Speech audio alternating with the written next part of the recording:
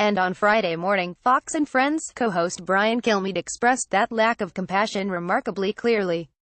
Here's what he said: "For Mediati, like it or not, these aren't our kids. Show them compassion, but it's not like he is doing this to the people of Idaho or Texas. These are people from another country, and now people are saying that they're more important than people in our country who are paying taxes and who have needs as well. These aren't our kids, wowza." Here's the thing, there's no question that the parents of these children are trying to enter the country illegally. But it's simply not that cut and dried.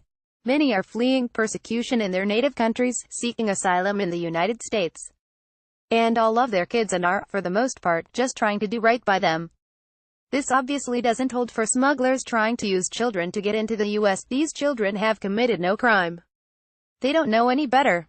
All they know is that one minute they were with their parents and the next they were with a stranger, and often being flown to some far-off locale where they know no one. Take it out of this circumstance.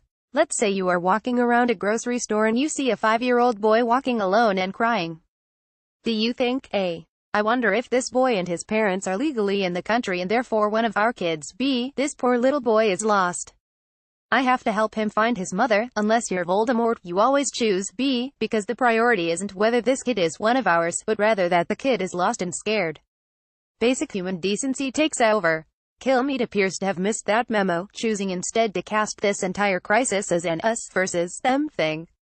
His logic: you can treat kids who aren't from the United States differently than kids who are from here. The implicit idea, those kids are lesser, so we can treat them that way. Kilmeade later apologized for the comment via Twitter. "Of course I didn't mean to make it seem like children coming into the U.S. illegally are less important because they live in another country," he tweeted.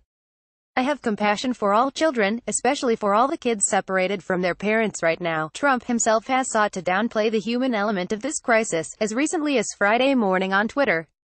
He tweeted, "We must maintain a strong southern border. We cannot allow our country to be overrun by illegal immigrants as the Democrats tell their phony stories of sadness and grief, hoping it will help them in the elections." Obama and others had the same pictures, and did nothing about it. By casting all of the stories of children being separated from their parents as phony, Trump is reinforcing the exact sentiment that Kilmeade is voicing. These people aren't really upset. This is all cooked up by the Democrats to try to make you feel bad. This is a total sham and a scam. Which is incredibly dangerous, because it foments the idea that these people at the border are something worthy of our contempt and our anger, not our compassion.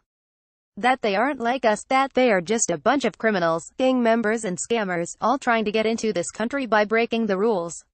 What that view overlooks is that children are children all around the world, naive, innocent and worthy of our protection, whether they come from Texas, Tijuana or Thailand.